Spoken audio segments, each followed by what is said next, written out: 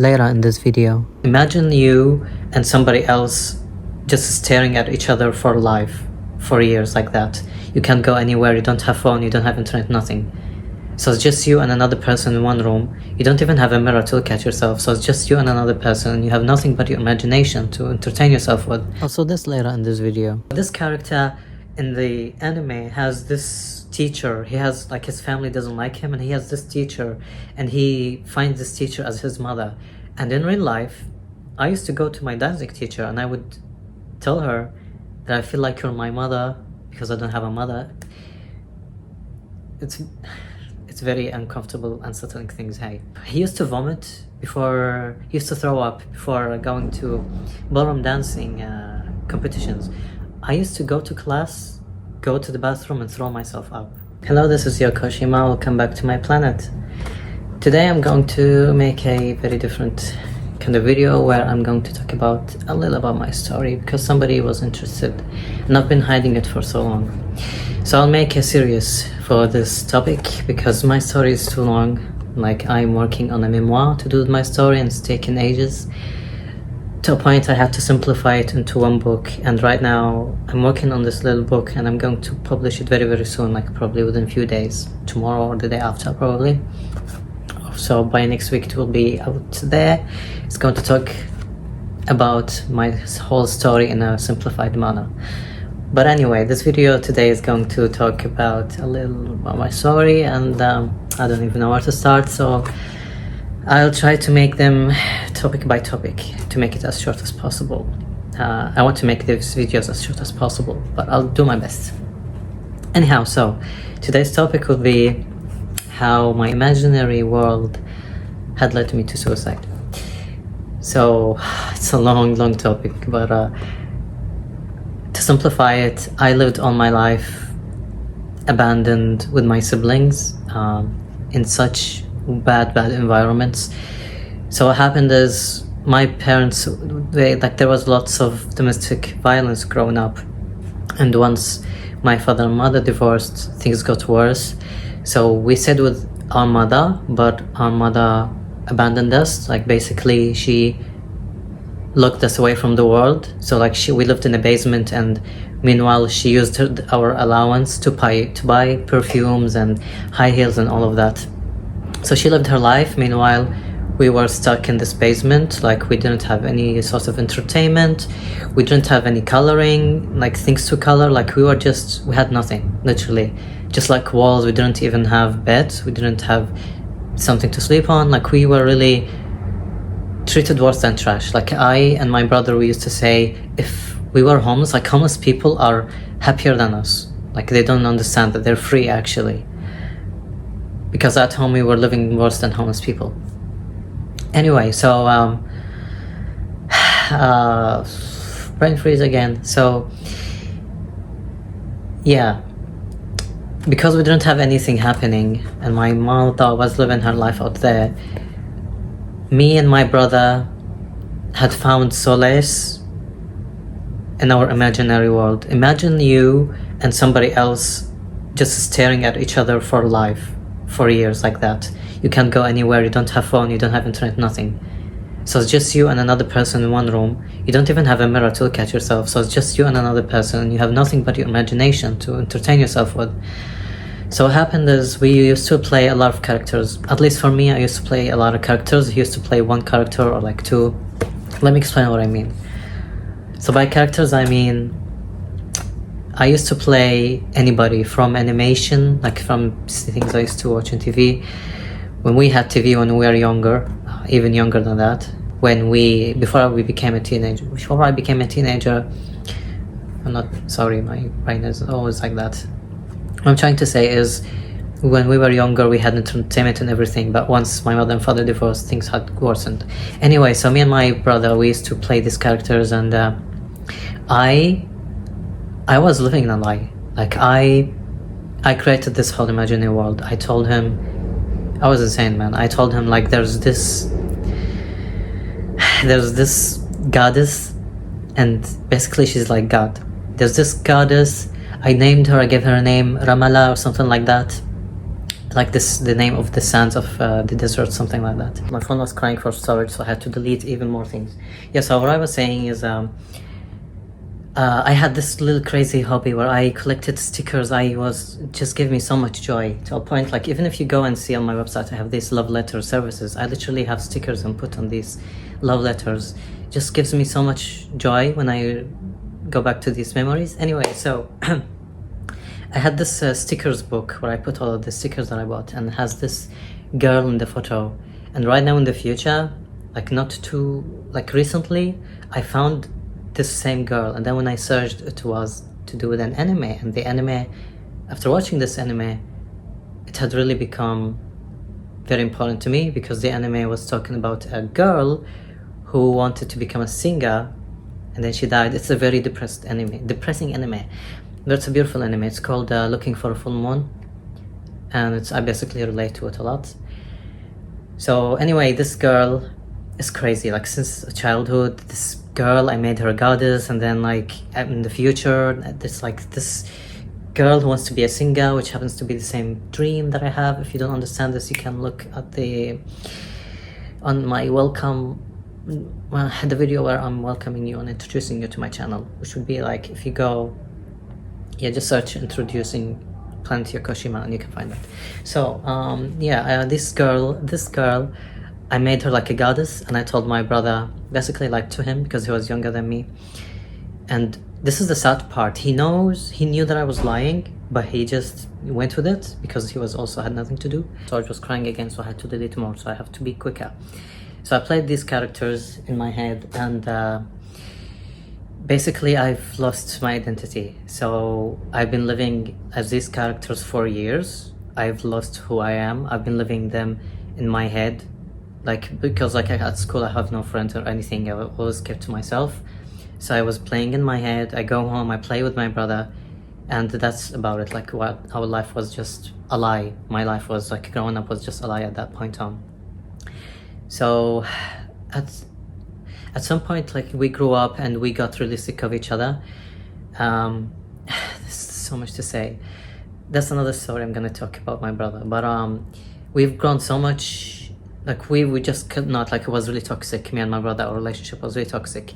So we had to let go. You know how hard it was? You know how many times this has happened?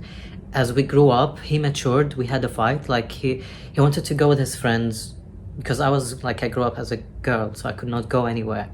And for me, if he went to the neighborhood and played with the neighborhood kids, I was scared to be alone, and I could not handle it. There was a time where I really got like a mental breakdown, when I was like crying, and he was telling me like, no, this is a lie, you're lying to me, and I'm like, no, this is real. It's really crazy, bizarre stuff. But yeah, I was really, that's how much fucked up we were. So at some point he had to go. But every time like we actually had a fight, even though we know this is a lie, it's really that bad that we always have to come back together. Although like we grew up, like we became really mature, we were like living in I was like 21, 22, like we were old, and we know that this is a lie, but we had to, like, we actually worked around it, that we just made our own world that doesn't have to be alive. It's very embarrassing for me to tell you, but it's just a fact that I have to put out there. So yeah, we've been living like this, and I've been living so many characters. And then if you see the very first video I made, that was when I first had my first dream. I didn't have a dream growing up. And then when I wanted to become a singer, because Japanese rock music had really given me something to live for, and I just want to become a singer, which is why I still have this obsession. I still have this obsession. Anyway, so I started a YouTube channel, and if you could see me, how I was acting and stuff, I was acting as a character called Hello Ichigo, because I lived so many characters in my life, and this is a crazy part. I become them. Like, I literally think the way they think. So I was basically Hello Ichigo, and then I gave this Yokoshima because like this Yokoshima nickname was given to me in high school, but it happens to mean evil.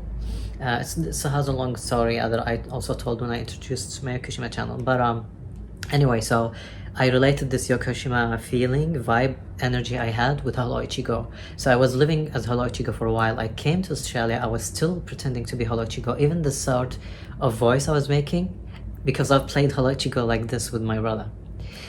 So I came to Australia. I was trying to break free. I was trying to find myself. I really struggled. I really struggled. I really struggled to a point you can see I was living as Mikoto Suwa. Like, but that was my next character I was playing because I really related to. To a point, it was really hard. Like when I go outside, like I escaped from that life, right? And I wanted to find myself here in Australia.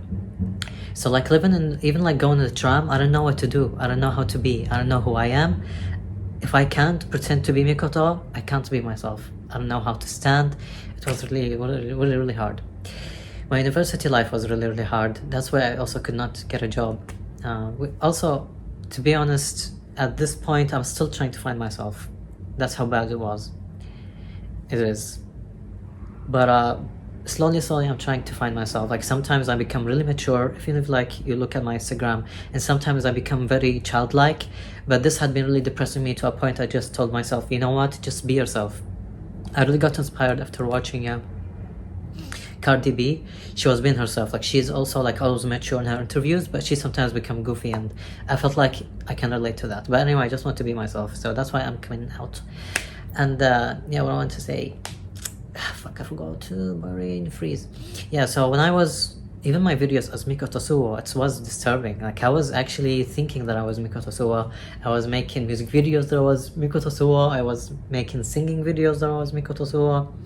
I even like when I had some friends here in Australia, toxic friends like me. But anyway, I had friends back then. And then when I walked outside, I lived like Mikoto Suwa. I was walking like him. I hanged like the cigarette in my mouth. Like I just thought like him. I saw the whole world by his eyes, and it was not fun. I could not find myself. I was hiding behind characters, and you can see my mental state behind every character I was living. So after Mikoto Suwa, it's crazy. Like for example, I go outside and pretend to be Mikoto, and I literally like, I saw a dog that I do not know, and then I would sit down and just like pat the dog, and people are like, wow, this energy, and I just like, it's crazy. I don't know. It's just everything is just so bizarre. My next character was Kugimiya Masami. Kugimiya Masami was the thread who helped me find myself in the end. Because of him, I got obsessed with ballroom dancing. Back then I was going homeless, so I was hiding behind this persona, like a wealthy guy who's like a ballroom dancer. And I joined ballroom dancing. Beep, you can watch the short film called Refugee I made back then when I was homeless that talks about that life a little, and it's a really good film I actually made, which is fascinating. I was living in a tent when I was homeless, and then I made this video which talks back, shows you when I was, like my life when I was ballroom dancing. Ballroom dancing taught me how to thrive, to be a decent character in my story.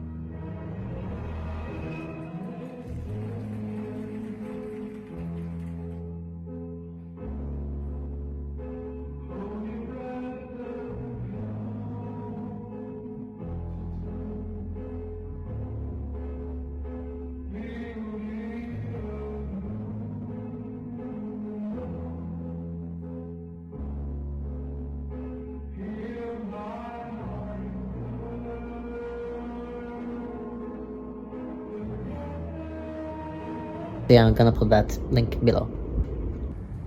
Jazz music had helped me to find myself.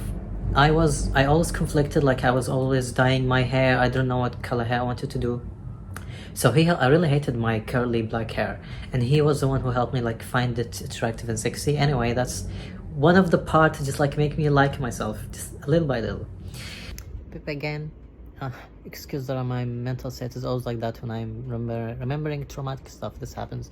So I forgot to say how jazz music led me to find myself. So it was basically Frank Sinatra and Dean Martin, and a combination of also, like when I was homeless, I was watching this Downton Abbey series, and it was like about rich people, and there was this saying that still hangs with me that I want to share with you and give it to you. Here I found it. Don't be defeatist, dear. It's very middle class. And I was obsessed with not being a middle class. And I found this adorable, funny t-shirts. And this just stuck with me. I will never be a defeatist. It just stuck with me. But anyway, Frank Sinatra and Fred Astaire, all of these like jazzy and like wealthy people kind of music from the jazz age. don't know how to even explain it, but anyway, it helped me find myself because the lyrics talk to me as like one of the lyrics for the sings in the film. It says, uh, if you fall down, I pick myself up, brush myself off, and start all over again. So it really, I don't know, calmed me down. I think that's what I'm trying to say. It really calmed me down, and I started writing again. And then eventually, slowly, I was getting into myself because growing up, I never knew critical thinking. It's another story. But yeah, so yeah, jazz music helped me develop my critical thinking, and then I started to develop my identity. That's it. And then I was fantasizing suicide. I was already having a suicidal thoughts, but he made it more attractive for me, fascinated me more. It was so bizarre to a point. So this character in the anime has this teacher. He has like, his family doesn't like him, and he has this teacher, and he finds this teacher as his mother. And in real life, I used to go to my dancing teacher, and I would tell her that I feel like you're my mother because I don't have a mother. It's very uncomfortable, unsettling things, hey. And he used to vomit before, he used to throw up before going to ballroom dancing competitions. I used to go to class, go to the bathroom, and throw myself up. And like, I was known to be strange. And in the end, the teacher came to me and gave me back my money in an envelope, and she said, look after yourself, and when you are in a good headspace, come back. I never came back to ballroom dancing in general. Anyway, I had a suicide attempt after this. And my ballroom dancing award night, my very last award night, I still have the awards. I still have the broken award from that night. I still have the sheet with the examination, like the certificate with the blood on it, because I had a suicide attempt. And then I woke up in the hospital the next day, and then I became homeless, and then I was hiding behind this wealthy person, like drugs and stuff. But yeah, that's where the story goes. So I've lost my identity. I was playing characters, and in the end, playing these characters led me to suicide. And it's really bad, because the very reason I was playing these characters because I was trying to be in my own body, and that's all.